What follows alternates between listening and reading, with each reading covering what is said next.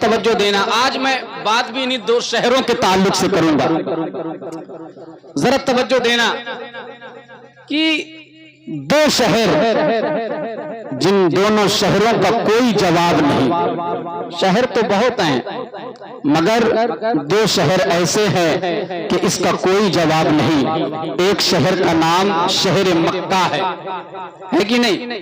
ایک شہر کا نام شہر مکہ ہے اور دوسرے شہر کا نام معلوم ہو تو بول دے ذرا، دوسرے شہر کا نام شہر مدینہ ہے۔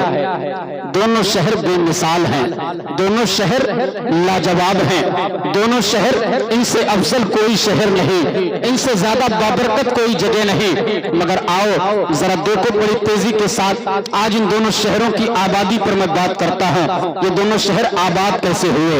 پہلے سنو شہر مکہ کیسے آباد ہوا۔ آپ نے سنا ہوگا حضرت ابراہیم خلیل اللہ علیہ نبینا علیہ الصلوۃ والتسلیم اپنے بیٹے حضرت اسماعیل کو لے کر مینا کی وادی میں پہنچے اور اپنی بیوی حضرت ہاجرہ اور اپنے بیٹے حضرت اسماعیل کو آپ نے وہیں پر چھوڑ دیا۔ اللہ کا حکم تھا، حکم کی تعمیل کی، وہیں مینا کی وادی میں چھوڑ دیا۔ آپ جانتے ہیں کہیں دور دور تک پانی کا نام و نشان نہ تھا، وہ بے آب و گیا وادی، وہاں کوئی پانی موجود نہ تھا۔ آپ نے اللہ کے بھروسے پر ان کو چھوڑ دیا، وہاں سے واپس ہو گئے۔ اب حضرت اسماعیل علیہ السلام کو جب پیاس کی شدت محسوس ہوئی تو آپ کی شدت کو دیکھ کر حضرت ہاجرہ سے رہا نہ گیا، آپ وہاں سے پانی تلاش کرنے کے لیے نکلتی ہیں اور صفا پہاڑی تک جاتی ہیں، وہاں بھی پانی نہ ملا تو مروہ پہاڑی پر پہنچی۔ اس طریقے سے حضرت ہاجرہ صفا اور مروہ کو چکر لگا رہی ہیں اور حضرت اسماعیل علیہ السلام کے لیے پانی تلاش کر رہی ہیں، مگر پانی نہ ملا۔ آپ توجہ دیں، حضرت ہاجرہ کا اپنے بیٹے حضرت اسماعیل علیہ السلام کے لیے پانی تلاش کرنا، یہ ادا اللہ کو اتنی پسند آئی، اتنی پسند آئی کہ پروردگار نے تمام حاجیوں کے لیے اس کو حج کے ارکان میں شامل کر دیا تاکہ صبح قیامت تک حضرت ہاجرہ کی سنت ادا ہوتی رہے۔ آپ دیکھیں یہ صفا اور مروہ کا چکر لگایا اسماعیل کی پیاس کو بجھانے کے لیے۔ میں اس طرف نہیں جانا چاہتا، میں بس شہر مکہ آباد کیسے ہوا اور شہر مدینہ آباد کیسے ہوا اس پر بات کرتا ہوں بڑی تیزی کے ساتھ، کیونکہ وقت بھی زیادہ گزر چکا ہے اور مجھے معلوم ہے کہ گاؤں دیہات کا معاملہ یہی ہوتا ہے کہ گھڑی کا کانٹا جب 10 کے اوپر ہوتا ہے نا تو لوگوں کی آنکھیں بند ہونے لگتی ہیں، منہ کھلنے لگتا ہے، تو ہم لوگ بھی سمجھ جاتے ہیں تقریر سننے سنانے کا وقت نہیں رہا، اب تقریر کھانے کا وقت ہو چکا ہے۔ مگر الحمدللہ یہ ہمارے ویرچی نگر والے یہ سب بڑے محبت رکھتے ہیں اور ابھی تک بیدار ہیں، جاگ کر سن رہے ہیں۔ اللہ سب کی سماعتوں کو قبول فرمائے۔ ذرا توجہ دینا، آپ صفا اور مروہ پہاڑی کے چکر لگاتی ہیں مگر پانی نہیں ملتا۔ جب واپس لوٹ کر آئی نا تو دیکھا جہاں حضرت اسماعیل لیٹے تھے اپنی ایڑی کو رگڑا تھا وہیں سے ایک چشمہ جاری ہو گیا ہے، بولنے سبحان اللہ، وہیں سے پانی کا ایک چشمہ پھوٹ پڑا ہے۔ آپ اس چشمے کے قریب پہنچی اور آنے کے بعد نا اس کے کنارے کنارے میڑ باندھنے لگی اور اپنی زبان میں کہنے لگی زم زم، یعنی ٹھہر ٹھہر۔ جانتے اسی دن سے اس پانی کا نام زمزم پڑ گیا۔ ارے یہ وہی زمزم ہے جسے آج بھی حجاج کرام جب حج کے لیے جاتے ہیں تو تبرک کے طور پر وہاں سے آب زمزم کا پانی لے کر آتے ہیں۔ یہ آب زمزم بھی بڑا متبرک پانی ہے، آپ جانتے اس میں ایسی کیفیت ہے آب زمزم کے اندر کہ یہ آب زمزم انسان کی بھوک کو بھی مٹاتا ہے، انسان کی پیاس کو بھی مٹاتا ہے۔ اور سنو یہ ایسا متبرک پانی ہے کہ جو جس جائز مقصد کے تحت جس جائز نیت کے ساتھ پیتا ہے اللہ تبارک و تعالی اسی اعتبار سے اس کو شفا بھی عطا فرماتا ہے۔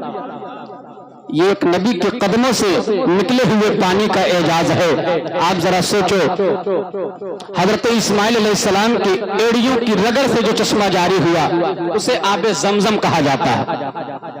آب زمزم کا چشمہ جاری ہو گیا۔ اب آپ جانتے ہیں مینا کی وادی میں کوئی رہنے والا نہ تھا، ہر طرف سنسان بیابان، جنگل ہی جنگل یا پتھریلے راستے، ہر طرف بنجر ہی بنجر، کوئی آبادی نہ تھی۔ ایک قافلہ جسے بنی جرہم کے نام سے جانا جاتا ہے، یہ قافلہ وہیں سے گزر رہا تھا مینا کی وادی کے قریب سے۔ تو ان لوگوں نے دیکھا کہ چرند و پرند ایک جگہ پر اکٹھے ہو کر آواز لگا رہے ہیں۔ جب انہوں نے کئی سارے پرندوں کو ایک جگہ اکٹھے دیکھا تو کیونکہ وہ بھی سفر کر رہے تھے جس کی وجہ سے پیاسے تھے، تو وہ بھی سمجھ گئے لگتا ہے کہ یہاں پر اس وادی میں کہیں پانی کا چشمہ ہے، اور اسی پانی کے چشمے کو گھیرے میں لے کر یہ پرندے یہاں پر موجود ہیں۔ تو بنی جرہم والے وہاں پر پہنچے تو دیکھا کہ واقعی میں ایک خاتون ہے، اس کے پاس ایک چھوٹا سا بچہ ہے، اور انہی کے قریب ایک پانی کا چشمہ پھوٹ پڑا ہے۔ تو قبیلے بنو جرہم کے لوگ حضرت حاجرہ کے پاس آئے اور آ کر کہنے لگے اگر آپ اجازت دیں تو ہم لوگ یہیں پر ٹھہر جائیں۔ حضرت حاجرہ نے کہا کہ ٹھیک ہے آپ لوگ ٹھہر جائیں۔ آپ جانتے ہیں وہی قبیلہ بنو جرہم کے لوگ وہاں پر ٹھہر گئے اور دھیرے دھیرے شہر مکہ آباد ہو گئے۔ دھیرے دھیرے شہر مکہ آباد ہو گیا۔ اب یہیں پر ذرا ٹھہریں اور شہر مدینہ پر نظر ڈالیں کہ شہر مدینہ کیسے آباد ہوا۔ حضرت سلیمان علیہ السلام اللہ کے نبی ہیں، اللہ نے آپ کو وہ قوت و طاقت و اجازت عطا کیا کہ آپ کی حکومت ہواؤں پر بھی تھی، آپ کے خادم جنات بھی تھے۔ حضرت سلیمان علیہ السلام کا معاملہ یہ تھا کہ جب کہیں آپ کو سفر کرنا ہوتا تھا نا، آپ کے پاس ایک تخت تھا، اسی تخت پر بیٹھ جاتے، آپ کے جو ساتھی تھے وہ آپ کے ساتھ اسی تخت پر بیٹھ جاتے، اور جہاں جانا ہوتا حضرت سلیمان علیہ السلام ہوا کو حکم دیتے، ہوا اس تخت کو اڑا کر وہاں پہنچا دیتی۔ آپ سوچیں جس نبی کے اختیار کا عالم یہ ہو کہ ہواؤں پر بھی اس کی حکومت ہو، آپ سوچو اس نبی کے مقام اور مرتبے کا عالم کیا رہا ہوگا۔ مگر اس کے باوجود ایک دن حضرت سلیمان علیہ السلام اپنے معمول کے مطابق ایک سفر پہ نکلے، اپنے تخت پر بیٹھے، آپ کے کچھ ساتھی بھی آپ کے ساتھ اسی تخت پر سفر کے لیے نکلے۔ راستے میں جنگل پڑا، جب جنگل کے قریب پہنچے نا تو حضرت سلیمان پیغمبر نے کہا اے ہوا اب تخت کو نیچے اتار دو۔ تخت نیچے اترا، آپ نے اپنے ساتھیوں سے کہا میرے ساتھیوں اب اس جنگل کو ہمیں پیدل پار کرنا ہوگا، ذرا توجہ دیں گے، اس جنگل کو ہمیں پیدل پار کرنا ہوگا۔ آپ کے ساتھیوں نے کہا تھا اے اللہ کے نبی، اے حضرت سلیمان ابھی تک تو ہم نے جتنے سفر آپ کے ساتھ کیے سارے سفر اسی تخت پر ہم نے کیے، کوئی سفر پیدل نہ کیا، آخر بات کیا ہے کہ آج ہمیں اس جنگل کو پیدل پار کرنا ہے۔ تو جانتے ہو حضرت سلیمان علیہ السلام نے کہا تھا میرے ساتھیوں سنو، آج یہ جسے تم جنگل دیکھ رہے ہو کل اسی جگہ کا نام شہر مدینہ ہوگا۔ آج جسے تم جنگل دیکھ رہے ہو اسی جگہ کا نام شہر مدینہ ہوگا۔ اور سنو رب کا محبوب آخری نبی مصطفیٰ جان رحمت اسی شہر مدینہ میں تشریف لائیں گے ہجرت کر کے۔ اے لوگوں سنو، اس لیے اس نبی کے ادب میں اس نبی کے اس مقام کو ہمیں پیدل پار کرنا ہوگا۔ آپ جانتے ہیں اسی آپ کی قوم کے آپ کے ساتھیوں میں ایک دیوانے نے کہا تھا اے سلیمان پیغمبر اگر آپ اجازت دیں تو میں یہیں پر ٹھہر جاؤں، تاکہ وہ آخری نبی جب آئے تو اس نبی کا میں دیدار کر سکوں۔ اس نبی کا دیدار ہو جائے۔ جانتے ہیں حضرت سلیمان علیہ السلام نے کہا تھا اے میرے دیوانے تجھے یہیں ٹھہرنے کی اجازت ہے، تو ٹھہر جا اور سن، میری بھی ایک بات کو یاد رکھنا، اگر نبی آخر الزمان سے ملاقات ہو جائے نا تو میرا بھی سلام عرض کر دینا، میرا بھی سلام عرض کر دینا۔ اب یہیں پہ وہ دیوانہ ٹھہر جاتا ہے اور دھیرے دھیرے وہی جنگل شہر مدینہ میں آباد ہو جاتا ہے۔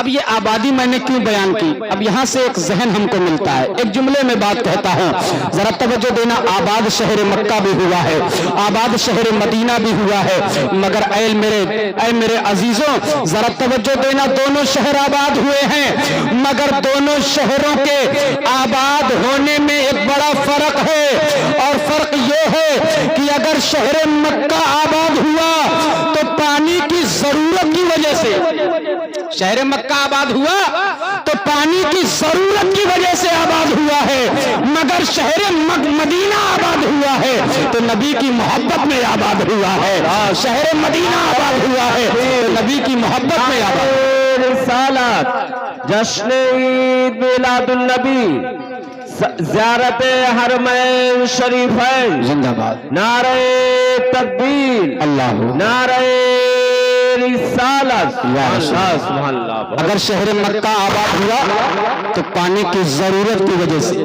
مگر شہر مدینہ آباد ہوا تو نبی کی محبت کی وجہ سے۔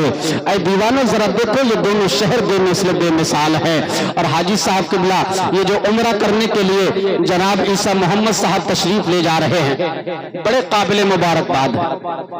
میں ان سے گزارش کروں گا کہ جب آپ شہر مکہ پہنچیں اور شہر مکہ پہنچنے کے بعد آپ جانتے میرے آقا ارشاد فرماتے ہیں کہ جب کوئی حاجی، یہ عمرہ بھی ایک حج ہی ہے جسے چھوٹا حج کہا جاتا ہے، آپ توجہ دیں، سارے ارکان حج کی طرح ہیں، اور حاجی صاحب ہر اس مقام پر ان کی حاضری ہوگی، حجاج کرام جس مقام پر جاتے ہیں تو آپ سمجھ لیں کہ یہ بھی ایک حج ہی ہے، مگر اسے عمرہ کا نام دیا جاتا ہے۔ اللہ کے رسول فرماتے ہیں کہ جب کوئی حاجی خانہ کعبہ کے پاس پہنچتا ہے اور اس کی پہلی نظر جب خانہ کعبہ پر پڑتی ہے نا تو اس وقت حاجی جو بھی دعا مانگے اللہ اس دعا کو قبول فرما لیتا ہے۔ سبحان اللہ۔ آپ سوچیں یہ کتنے خوش قسمت ہیں کہ وہی اللہ کا گھر خانہ کعبہ دیکھنے کے لیے جا رہے ہیں۔ اللہ ان نگاہوں کو سلامت رکھے۔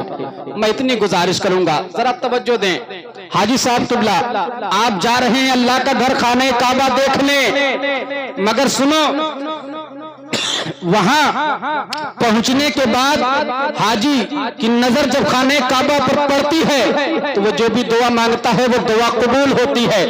تو میں آپ سے گزارش کروں گا جب خانہ کعبہ کے اوپر آپ کی نگاہ پڑے نا تو اس وقت جو دعا کرنا وہ یہی دعا مانگنا کہ اے اللہ میں اپنی زندگی میں جو بھی جائز دعا مانگوں اے میرے مولا تو اس دعا کو قبول فرما لے۔ اگر حاجی صاحب کی یہ دعا قبول ہو گئی تو انشاءاللہ زندگی بھر کی ساری دعائیں قبول ہو جائیں۔ اب آپ ذرا توجہ دیں، یہ ہماری ریڈیچی نگر کا غریب مسلمان یہ بھی سوچتا ہوگا یا اللہ تو نے عیسیٰ محمد صاحب کو نوازا، وہ تو چلے گئے خانہ کعبہ دیکھنے، وہ تو چلے گئے اپنی دعائیں قبول کروانے، وہ تو چلے گئے مغفرت کا پروانہ حاصل کرنے، مگر ہم تو غریب ہیں، ہم اس لائق نہیں کہ تیرے شہر کا سفر کر سکیں، ہم اس لائق نہیں کہ یہاں سے زیارت حرمین شریفین کے لیے ہم پہنچ سکیں۔ اے پروردگار ہم اپنی دعائیں کیسے قبول کرائیں، ہماری دعائیں کیسے قبول ہوں گی، ہے کہ نہیں؟ ہماری دعا کیسے قبول ہوگی؟ یہ تو وہاں پہنچ کر اپنی دعا قبول کرا لیں گے، مگر غریب مسلمان اپنی دعا کیسے قبول کرائے گا؟